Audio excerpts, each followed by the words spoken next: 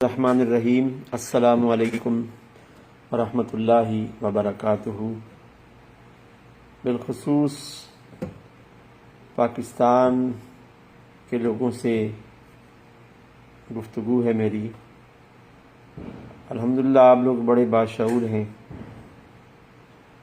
75 year سے ایسے لوگوں کو پاکستان پر آپ نے مسلط کر کے رکھا ہوا ہے، جن کو ملک پاکستان سے، پاکستان کے وجود سے اور جس مقصد کے لیے اللہ رب العزت جل شانہ نے اپنے پیارے حبیب علیہ الصلوۃ والسلام کے صدقے یہ ملک ہمیں عطا کیا ہے، ان لوگوں کو اس سے کوئی غرض نہیں ہے۔ 75 سال سے جو بھی لوگ لیاقت علی خان مرحوم کے بعد ملک پاکستان پر مسلط ہیں اور شاید مسلط رہیں گے، کیونکہ ان کی آنے والی نسلیں جن کو ان لوگوں نے اسی کام کے لیے تیار کر کے رکھا ہوا ہے، آنے والے کئی عرصے تک آپ لوگوں کے یہ منتخب نمائندے بنتے رہیں گے اور ملک پاکستان کو لوٹتے رہیں گے۔ پاکستان جس مقصد کے لیے بنا ہے اس مقصد کو پاکستان میں نافذ نہیں ہونے دیں گے، اور وہ مقصد کیا ہے کہ پاکستان کا مطلب کیا؟ لا الہ الا اللہ محمد الرسول اللہ صلی اللہ علیہ وآلہ وسلم۔ دستور ریاست کیا ہوگا؟ محمد الرسول اللہ صلی اللہ علیہ وآلہ وسلم۔ اگر آپ لوگ 75 سال پیچھے جائیں تو قائد اعظم بانی پاکستان رحمۃ اللہ علیہ کے خطابات، اقتباسات کو اگر پڑھیں اور خطابات کو سنیں تو انہوں نے بھی واضح طور پر پاکستان کے مقاصد کو اور اس کے حصول کے مقاصد کو بیان کیا ہے۔ لیکن میں بے شمار توپوں کی سلامی پیش کرتا ہوں جتنے بھی ووٹرز ہیں، خواہ وہ پیپلز پارٹی کے ہیں، تحریک انصاف کے ہیں، کسی بھی پارٹی کے ہیں، کہ آپ کو مبارک ہو کہ آپ لوگ پاکستان کو برباد کرنے میں برابر کے حصے دار ہیں ان سیاستدانوں کے ساتھ۔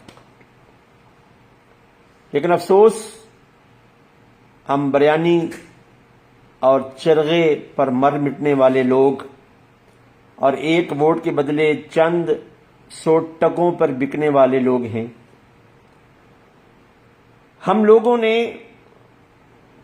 75 سال سے کوشش ہی نہیں کی، اور ہماری کوشش نہ کرنے کی وجہ سے یہ کرپٹ لوگ، اپنے خزانوں کو بھرنے والے ہوس کے پجاریوں نے ہماری غربت سے، ہماری معاشی حالت سے فائدہ اٹھایا ہے اور فائدہ اٹھاتے رہیں گے۔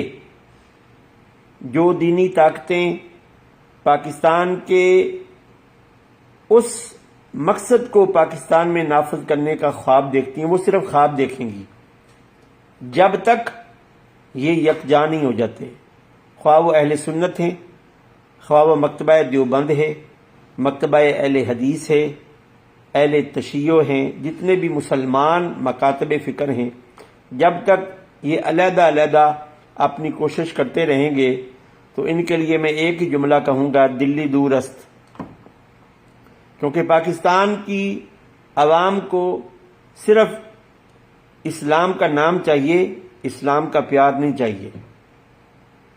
یہ صرف مساجد میں پیچھے اس امام کے کہتے ہیں اور علماء کے ہاتھ چومتے ہیں، ان کی خدمات میں مگن رہتے ہیں، اور وہ بھی ان کی خدمات میں مگن ہیں، ان کا کام صرف یہی ہے۔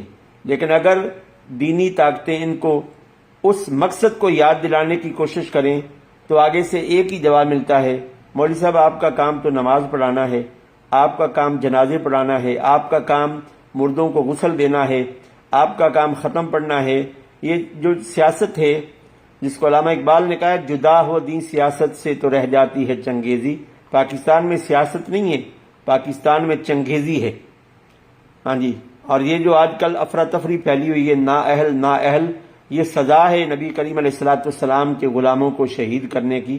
میری دعا ہے کہ آنے والے وقتوں میں اگر پاکستان کی عوام کو تھوڑا سا رائی کے دانے کے برابر بھی شعور آ جائے تو یہ سوچیں کہ ہمیں اللہ رب العزت نے پاکستان رمضان المبارک میں عطا کیا ہے، لیلۃ القدر کی رات میں عطا کیا ہے، گفٹ پاکستان اللہ رب العزت کی طرف سے۔